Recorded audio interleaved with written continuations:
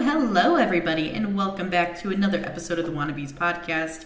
I'm Morgan, that's Dreaded, and that's Luke, and we're your hosts for this evening. And tonight it's October, right? We're a day away from Halloween, and that means we're diving into another spooky movie review. And tonight, that's going to be the most recent film of the Venom franchise, which is Venom: The Last Dance. But firstly, how you guys doing? I'm good. I feel phenomenal in the classroom. I forgot my brother's not here. You guys wouldn't get that reference. Very nice. No, I'm doing pretty good. Feeling good. I'm awake. That's new. Yeah, Hey, hello, Ram. What's up, Rap? Hello. Yeah, so everybody, if I sound a little different or my background looks a little different, I'm personally actually out of town. I'm in Arizona, so sorry, my setup's a little different than normal. But without further ado, Dreaded, would you like to dive into and lead us with some news? Yes, I would. All right, ladies and Okay. gentlemen, let's start off with some reported news here. Well, reportedly news, where an Alien Romulus sequel is reportedly in the works. Yes, we know Ramp is a little echoey because, fortunately, she doesn't have too many sound-absorbent things in her room at the moment. Anyway. She is not in her normal space.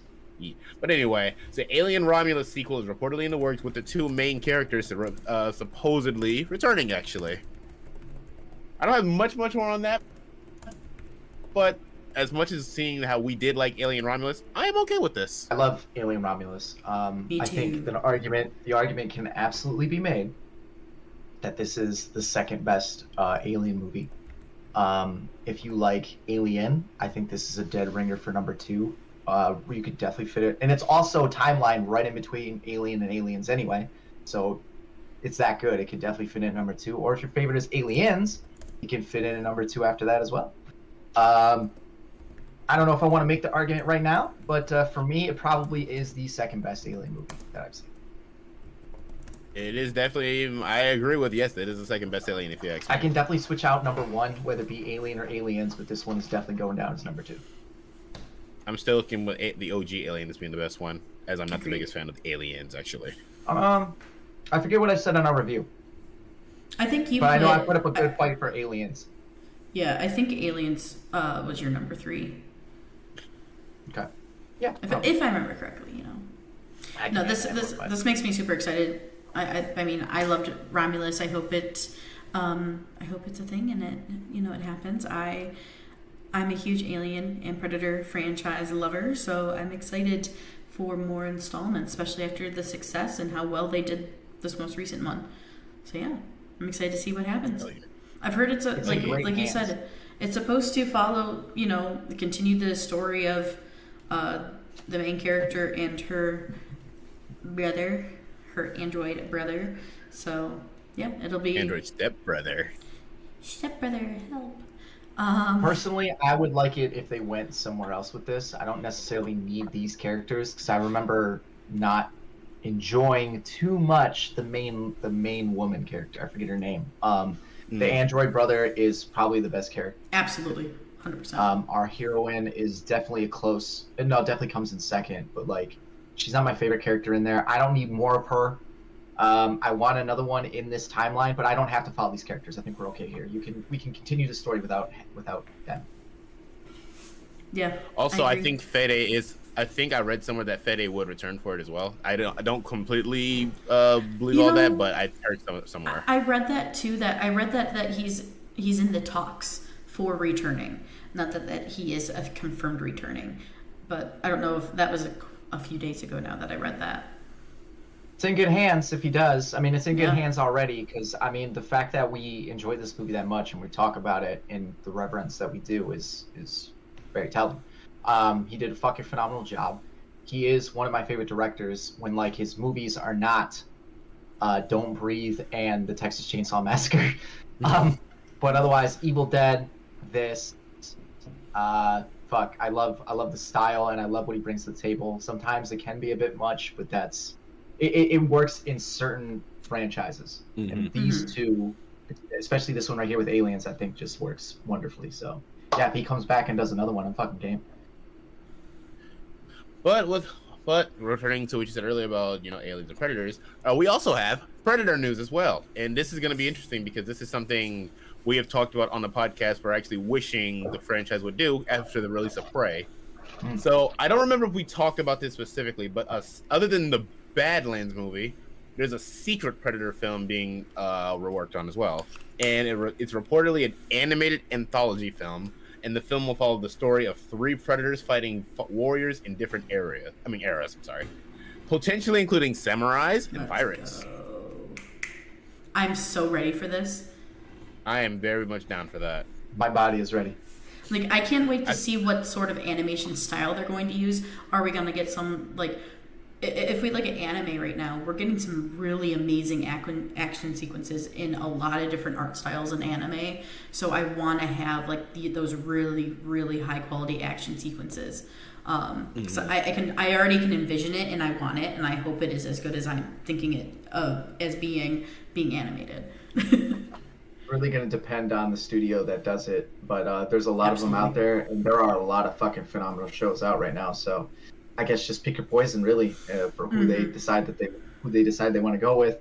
But yeah, no, this is great. And I mean, as much as I still want my fucking Ronin Predator movie, I will take this because this is pretty much what we were talking about anyway. I mean, it kind of makes Badlands feel a little, I don't know, unnecessary now at this point, especially if it's gonna be a sequel to Prey, because I feel like these are also just gonna be little sequels to Prey as well. But I love the idea. I love the anthology aspect of it, and yeah, let's fucking go. See what happens. I do hope that if they do this film, they stick with very old times rather than getting too modern, because it's starting to get a little suspicious. Thinking these guys have come to Earth plenty of times. I feel like maybe more people should be aware that they keep coming. I mean, this is something that the Predator kind of acknowledged, but now we're getting to a point like maybe keep it in the past. So that way the history is at least lost or something like that. I mean, you know what would be really cool is to get, if we get a modern day one, if maybe it has to do with like researchers or like people who are like anthropologists and everything, and they end up finding in the like linking that they keep finding these weird dead bodies that don't seem completely human but are humanoid, and like kind of like linking like, oh, so we can see anthropologists with that in Prey, we can see that in now these animated ones. That could be a really cool way of looking at it. Is like it kind of almost goes like a little bit more of a scientific approach and trying to figure it out. It'll definitely be better than how they handled it in The Predator, if you ask me. So I'm open to that as well. So anyway, moving on to our next story we got here. A little quick one. So it's been a minute since we saw Vision in the MCU after the finale of WandaVision, actually. Well, Paul Bettany has confirmed that the Vision series will begin filming in 2025, actually. But the real reason I'm happy is James Spader will return as Ultron. Who cares? I do, because I like Ultron. Well, okay, Ultron is cool, and he is an underrated villain. I'm sorry that his movie is bad. It's not James Spader's fault. It's not Ultron's fault. However, I don't give enough shit about Vision. I miss Vision, honestly. I'm actually curious on. No, you don't. So first of all, yes, I understand. I understand where Luke's coming from, though, because as of right now, and in the current like Great Vision, current content that we've received from Marvel, our secondary Vision is gone, and we've given no reason to care. Well, plus the stuff that they've been putting out is a little subpar. So I guess I would just rather see something new. I guess. Good for Paul Bettany. He gets to continue to work, and I mean, I have no doubts that he does really, really enjoy playing this character. But like, I don't know. I don't know enough about Vision. I've never really read the comics. I don't know the story all that well. So maybe there is something cool here, because Ultron, James Spader, is very good. And if that's what I'm gonna get, then okay, yeah, it's gonna be worth the watch. But at the same time, I don't know, man. Can we start like meshing this back? Can this go back to being like how it used to be and everything making sense? Because you had to watch everything that Marvel put out at one point. Now you don't have to, and it's a bit of a bummer. Mm-hmm. Well, I'm mostly curious to see how Vision will react to figuring out that Wanda is dead. She's not dead. I don't want to say what I'm thinking, but let's see how a certain series ends first. because there's some stuff I've heard. Mm-hmm. Yeah, she's not. So Yeah. we'll see there. But Vision's Yeah, coming. it is. I can't guarantee I'll watch, but Vision is at least a character that I like in the MCU. So there is a chance I probably would end up watching it. And plus, James Spader's Ultron. How could I say no to that? Oh, phenomenal. I mean, I'll end up watching it though. You know, I know I'll watch it because I'm kind of curious what they're going to do with this character. Obviously I'll watch it for the show if we want to review it here on our show. So yeah, we'll see what happens. Anyway, all right. Another short one, actually. So it's been a minute since we've seen anything Jumanji related, actually. Well, we finally got confirmation that Jumanji, quote unquote, 3 will release December 11, 2026 in theaters. Pop it right now. No, I say continue because these movies are fun. That's enough. This should definitely be the last one, but I find these movies fun. The first one, the second one should have been the last one. Yeah. Fucking stop it. How many times are these dumbasses gonna get sucked into a fucking game? Nothing. Unless the game's coming in real life, considering the ending. I was gonna say, I haven't seen the last one. I haven't seen the last two. Welcome to the Jungle is the last one I watched. Then you didn't watch the next level, then? Yeah, I did not. Yeah. It could be coming to. No, you're fine. Like, part of me was like, if they do not do like the ending bit where it's coming to the real life, then we should be getting a completely different cast and new people to carry on the Jumanji story, and it should not be. We already had it come into real life. Am I the only one here that watched the original? No, you're not wrong, but you're not wrong. Consider... It's coming to life. Like at the end of the one that you have not watched, though, they're doing that again. Great. I don't know if I really need it. I don't know if I don't know. Considering how how up the ante these movies got from the first one, I say if it comes to the real life, we could get something new. Seeing that the last two has featured, Stampede of Ottresses. You've got like actual armies to deal with and shit like that. Magic, where people can control animals and everything. So there could be something new there actually, and you also could get the characters that these teenagers have been in the bodies of, and you get their actual personalities too, which could be something funny to look at. You know what? The Rock needs more money. Fine. I think Jack Black needs a boost after, nobody liked Claptrap and, he's doing Minecraft. So, let's give him something that people probably like. The less we say about Minecraft, the better we're all going to be. All right? I don't know who the fuck is in charge over there doing that. But, let's get it together. Also, maybe Kevin Hart can use some good press since he's been at one of Diddy's freak offs, apparently. Oof. Hilarious. Karen Gillian, what has she actually been up to? I haven't seen her since Guardians 3, actually. She does these. Yeah, she does this. She does this in Marvel. That's it. Yeah. She collects her check from Marvel and from Doctor Who. They made her sign her contract in blood. Like, she has to only appear in these. That's it. But I'm okay with these. I find those movies enjoyable and fun. I'm sure they are. I did enjoy Welcome to the Jungle, but I just seriously afterwards I just went, okay, I'm like, and that was a wrap. Like, perfect. They even gave me the nice little Robin Williams tribute. Like, all right, I'm good. And I was like, oh, you're gonna keep doing it. All right, have fun. Have fun without me, guys. Hey man, you're missing out on The Rock doing a Danny DeVito impression and Kevin Hart doing a Danny Glover impression. I'm gonna say Donald Glover. Shit. I mean, surprisingly, Kevin Hart pulls it off very well. That's actually the movie that I was convinced, I think Kevin can actually act. I'm not saying he couldn't, but he always played himself. But that was the first time, I think you actually got a little range to you a little bit. Oh yeah, that's right. That's how they switched it up in the next one. The old guys went instead of the kids. That's right. That's right. I remember now. I remember watching that trailer and being like, really? Okay.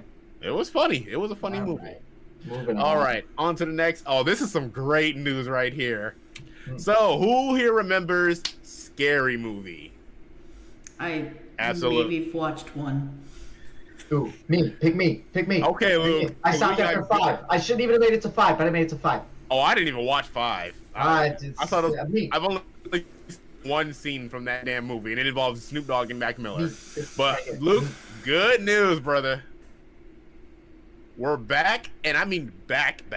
I mean Wayne's Bros back, because not only did Discussing Film confirm, but Marlon Wayans himself tweeted, "We're back. After nearly 20 years, the Wayans brothers are finally going to give the fans what they've been asking for. A return to the Scary Movie franchise, and we're looking forward to having fun on the big screen again.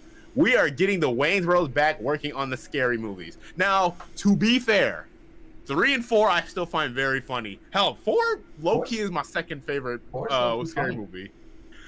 No, actually not even low-key. High-key, funnier than I be remembering sometimes. Mm-hmm. But we got the Wayans bros back, which means we're getting the return of Sean and Marlon. Marlon has had a great career since anything, but I have not seen Sean Wayne since whatever the last Wayans bros movie was, which I think was Dance Flick. Yeah, Little Man? No, Dance Flick, because that was 09. Little Man was 06. Oh, shit. So we're getting that. I do have 2. I saw a tweet about this, about one of them, but I got a couple of things I require. 1, of course, Sean and Marlon have to be in it. 2, bring back Anna Faris and Regina Hall. Like, you cannot do Scary Movie without those 2 at least. And 3, keep Tiffany Haddish away from this movie.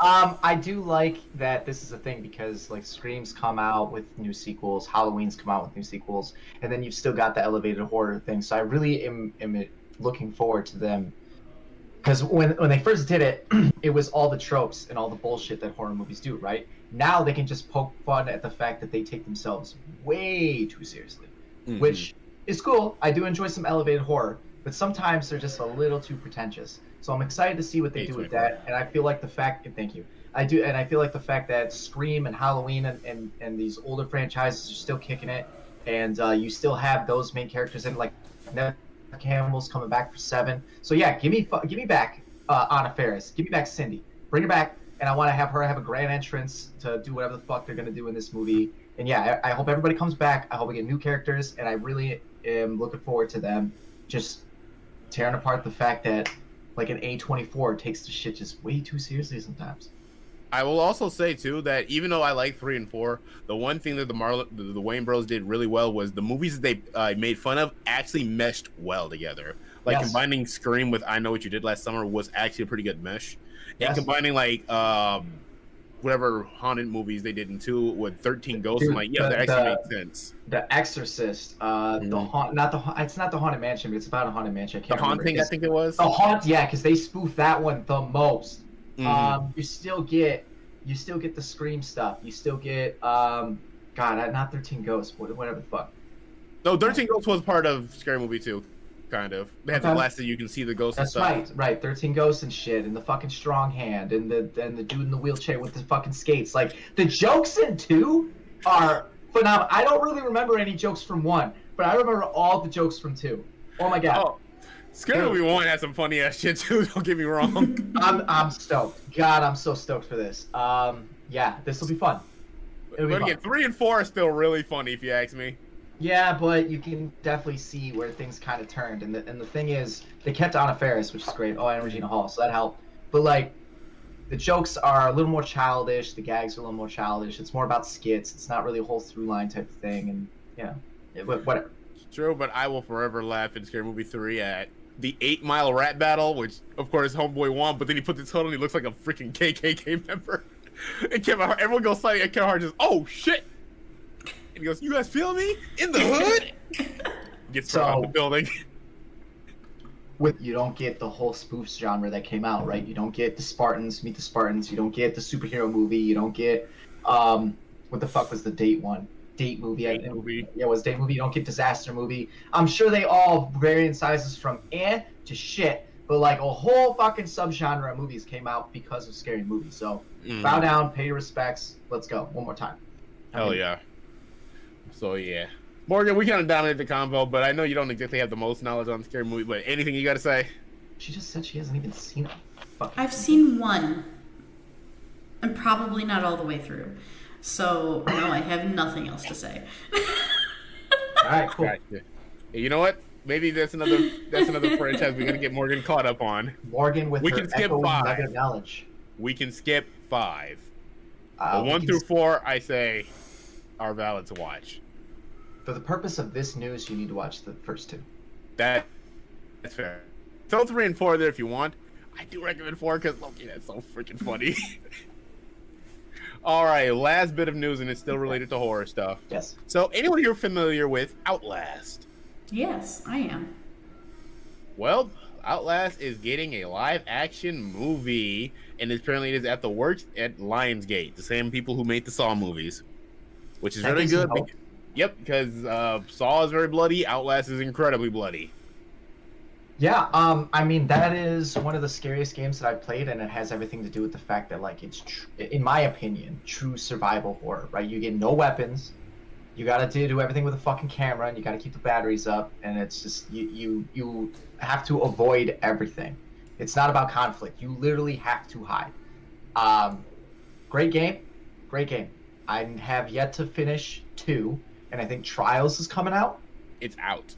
And I need to play fucking Trials. So I enjoy this franchise. I love the story. I love the monsters, the horror aspect that goes into it. And yeah, it actually is survival horror. So I'll watch that movie in a bit. Very nice. Yeah. I mean, I think this is sick. Hopefully, I believe it's a Canadian studio, but the studio's name is Red Barrels that does the video game. So hopefully, they have a hand in the actual show as well. I'm all for it because I've told you guys plenty of times it's either supernatural horror or psychological horror, and I love a good psychological survivor horror game, so I'm all for it. I'm really excited to see how they turn this out. Yeah, though, right? What an ending that first game has. It's a great ending. I wonder if they'll handle anything with the Whistleblower DLC as well, unless that's like a quote-unquote sequel. Maybe. I just don't want a weird amalgamation of all the stories, and then it ends up going nowhere. Kind of how Raccoon City did. Oh. I don't want that. I had such high hopes for Welcome to Raccoon City, and it ended up being. I said it before on this show. I don't understand why you go out of your way to make the thing look like the thing, and then you don't give me the thing. Yeah, I had hoped for the same too, because there's a lot. Outlast has a solid fan base actually out there with a lot, and it has a lot of memorable characters, very memorable characters, ranging from freaking Richard Traeger, Eddie Gluskin, and the one character who still gives me anxiety to this day, Chris Walker. Speaking of Chris Walker, y'all better cast a big mofo to play. Do you guys think the Big Show would do this movie? I mean, if anything, get Glenn Jacobs to do it, because he's already been in a horror movie. Wait, hang on. That's not a bad idea, though. King. I know. I'm thinking because Chris Walker's a big mofo. So is Glenn Jacobs. I'm talking tall as well. Yeah, Glenn Jacobs is 6'5". How tall is Chris Walker? I'm sorry. I'm one of those fans. I'm all right, this has got to be perfect. I mean, I appreciate where you're coming from. I'm just saying, out of the, because I've seen the Big Show act. He's he does not have to act. He does not have to act. Fine. He has to literally breathe heavy and kind of mumble his words. Sure, but I've also seen Glenn Jacobs, Kane, do it, and he was the horror villain, and he did very, very well and got fucking 2 movies out of it. So yeah. Perhaps so. But yeah, no, this sounds cool, and sure, I'll reserve judgment until I see who's actually working on it. So I'm excited for that. I hope they do adapt the actual lore instead of kind of doing their own thing, honestly, because if they do their own thing, I'm like, I agree. Oh, maybe they can even lead in. Hell, I don't know. Maybe they can even tie into the games. Who knows? Hydrate. Shit. I don't have any water here. I actually do for a change. Thank you. This is new for me. Ramp, don't be mad. I got lotion. Don't do it. Dude, this isn't that type of show. Hey, I've done it on stream before. Okay. All right. Okay. Ooh, Fine. And now we're demonetized. I do have this soap stuff. We are super deplatformed now. Really Sorry, Ramp, but I can at least stretch though. That's not what he asked to do. He did after the hydrate. He redeemed it after. Oh. Thank you, bud. I'm not gonna stretch. I don't need to stretch. I drank. All right, we're even out now. All right, that is the last of our news, ladies and gentlemen. Let's talk about our movie. Yeah. So next, ladies and gentlemen, and we have Venom: The Last Dance. So this is the 3rd Venom of the Sony Venom franchise. So we're, as usual, going to talk some budget and box office first. So first things first, this film is 109 minutes or an hour and 50 minutes. And the budget for this film was 120. And this is actually yes, this is the highest budget that any of the films have had. The 2018 Venom movie, the budget was estimated to be between 100 and 116 million. Venom: Let There Be Carnage was 110 million for its budget. So this one is definitely the highest of all three movies. No surprise for its actual budget. But in the United States and Canada, Venom: The Last Dance was released alongside Conclave and was projected to gross $65 million from 4,125 theaters in its opening weekend. The film made $22 million on its first day, including $8.5 million from Thursday night previews. It went on to debut to $51 million, finishing first but marking the lowest opening of the Venom Sony series. So, as of October 29th, Venom: The Last Dance has grossed $58.7 million in the United States and Canada and $124 million in other territories for currently a worldwide total of $182.7 million. So by the way, just a little tidbit of info, according to Deadline Hollywood, because I can speak, the film needs to gross $450 to $500 million in order to actually turn a proper profit. Yeah. I think it's got an okay shot at doing it, you know? Yeah, it just released, you know, it's one of those films that's gonna be in the theater for a while. So we'll see how it goes. We will see how it goes. Yeah. Do you guys need to know the opening box office for the other films or not? Yeah, why not? Go for it. Okay. So I'll go from most recent to oldest. So this one, as I just said, was the this one is 182.7 million. Venom: Let There Be Carnage, which was the second installment of the franchise, debuted for 506.9 million. I believe that was its overall, though, since it's already been out for its final numbers. And then Venom's final numbers for the 2018 film was 856.1 million. All right. So we'll see how it does. Like I said, I think it's got a shot. And as I was saying earlier, are you done? I don't want to cut you off. No, you're good. Go for it. All right, cool. Like I was saying earlier, this is the first film out of this franchise, out of this trilogy that I enjoyed the whole time. I mean, I consider myself a big fan of Venom. I consider myself pretty knowledgeable of Venom. When this was first announced with Tom Hardy, it was obviously a big deal. And I remember there being a video from Tom Hardy when they showed the first footage or trailer or whatever the hell in Brazil for a Comic-Con. He came out and he said, "I give you my word of honor that you will get the best Eddie Brock and Venom you've ever seen." And up until that point, the only one that we had was Topher Grace.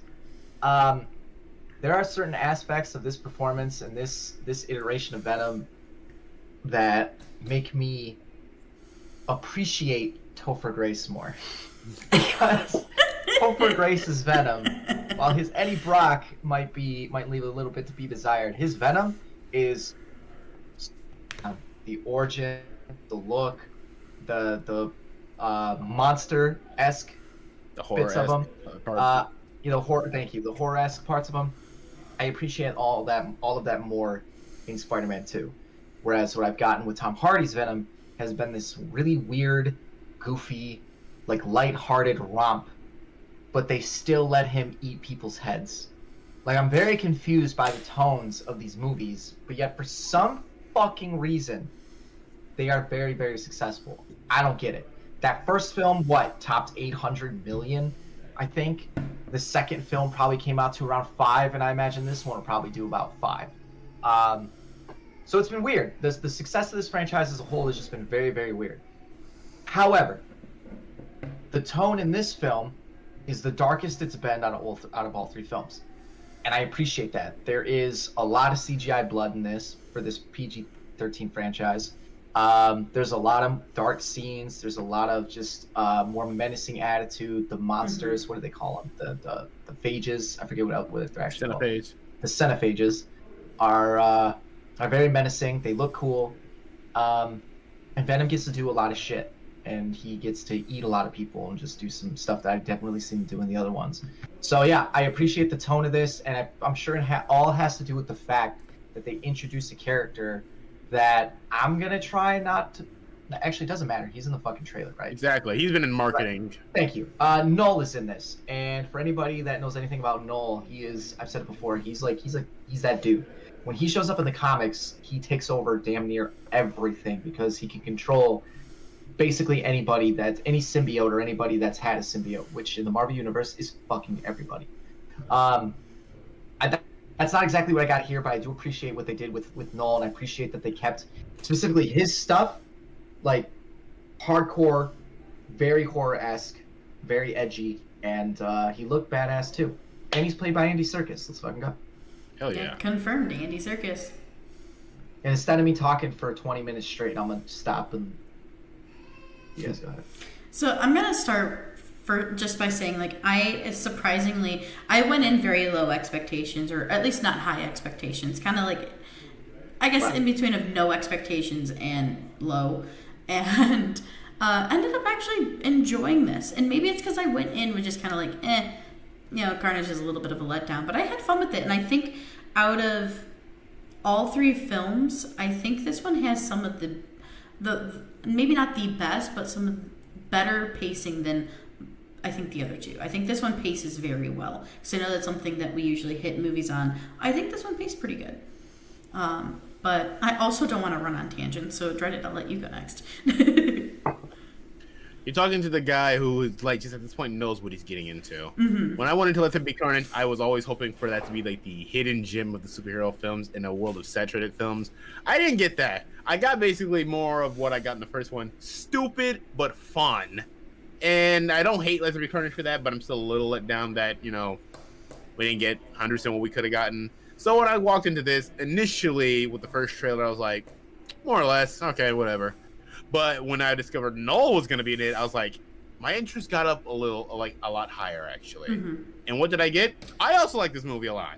I don't know if it's my favorite just yet. I might have to watch it again. But I agree with the pacing was really good. I love the inclusion of Null.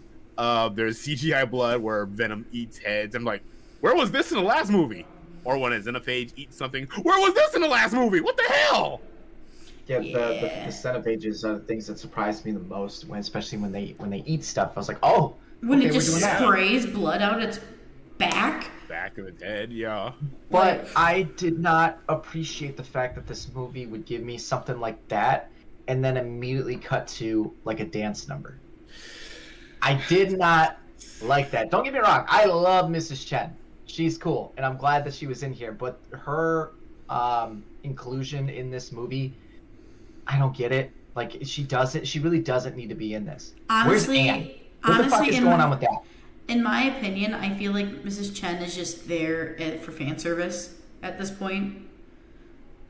Oh, that's weird. That's weird fan service. That's really weird. I'm not going to disagree. People love her. Out of all the characters that we've had in this movie, because, I mean, like I said, Anne definitely plays big into Venom's storyline. And if they're going to take this where I think they're going to take it because Null has been introduced, she's going to play a big part. So the fact that she isn't in this surprises me because I get a fucking dance number with Mrs. Chen. Why? Why do I get that? Because these movies are stupid. I'm gonna be honest. I'm happy I didn't have this. I'm very happy that we didn't have the constant stress of like Eddie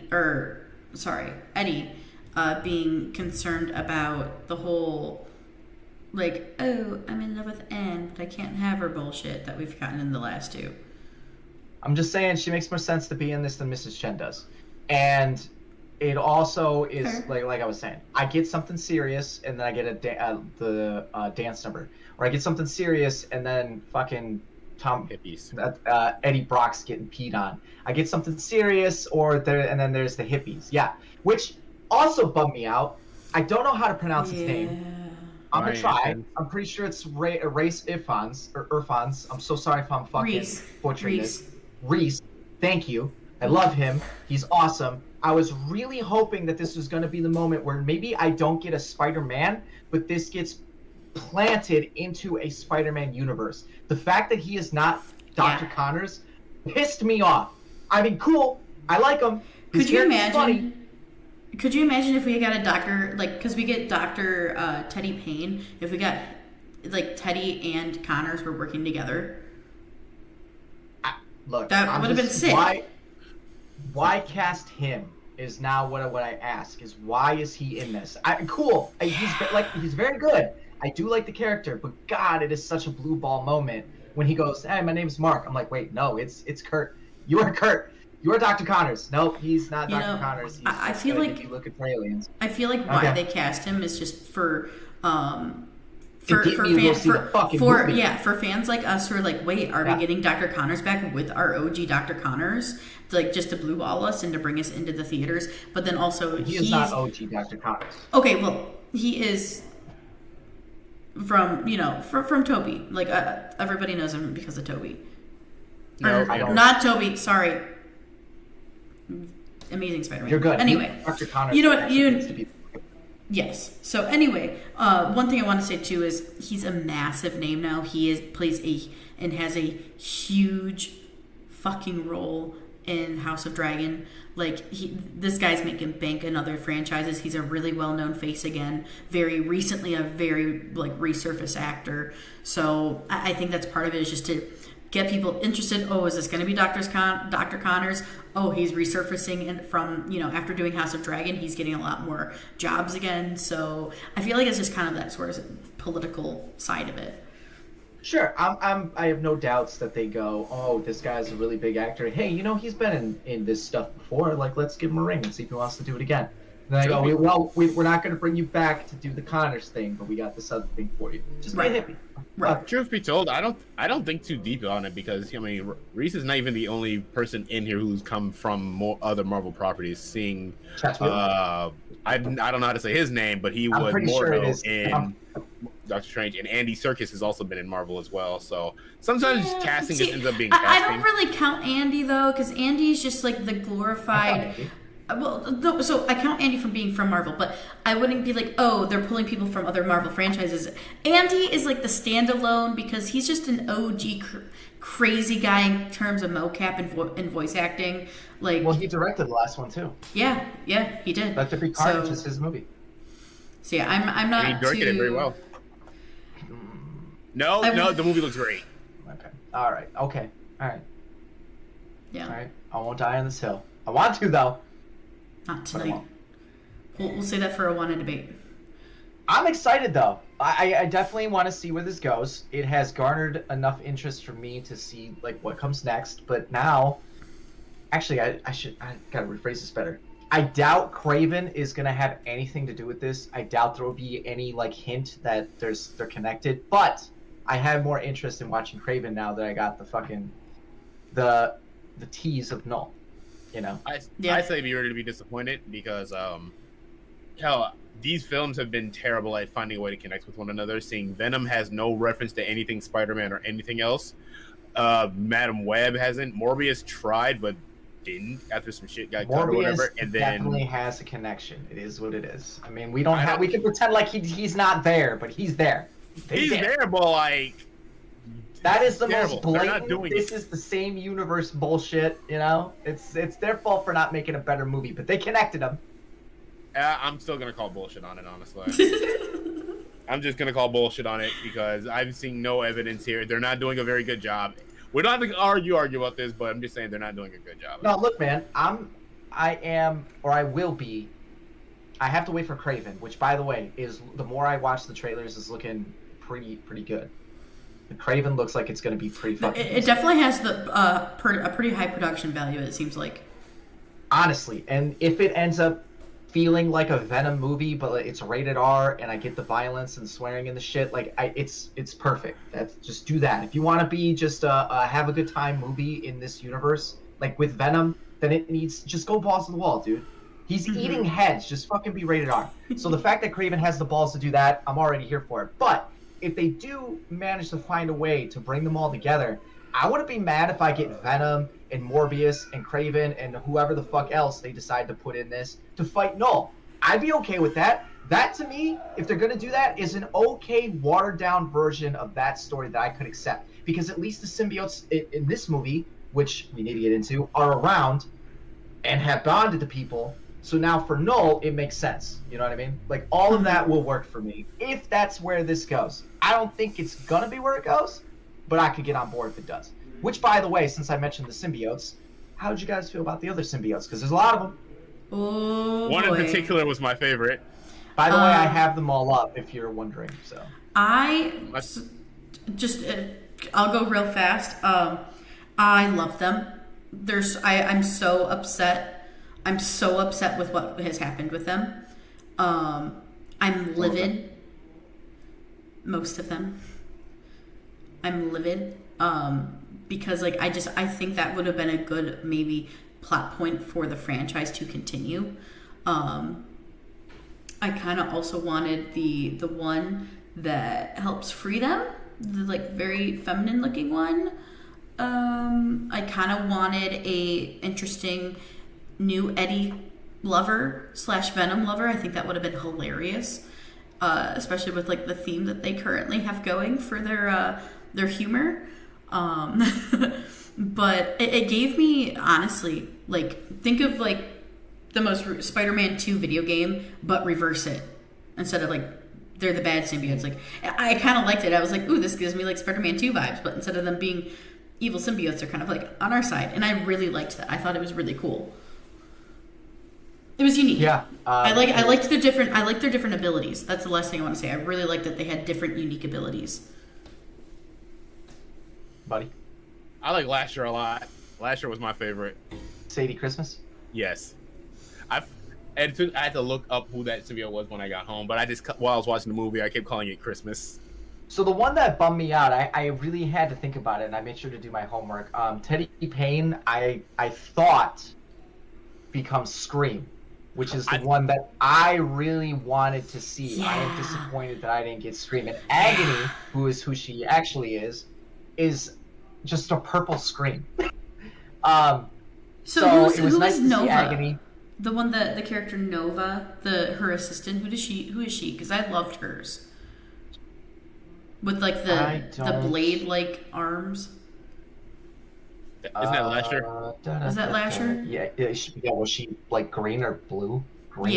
Yeah, that greenish blue color. Green? Yeah, that's Lasher. Okay, That's my favorite one. Sadie Christmas. Okay. I really liked that one. That one was I really liked that one. Yeah, and I love the way that they looked. I got a nice little nugget of phage in there, the kind of yellowy big one. Yeah. Yeah, I got to see a lot of glimpses of all these symbiotes. The only thing that pisses me off is that they don't really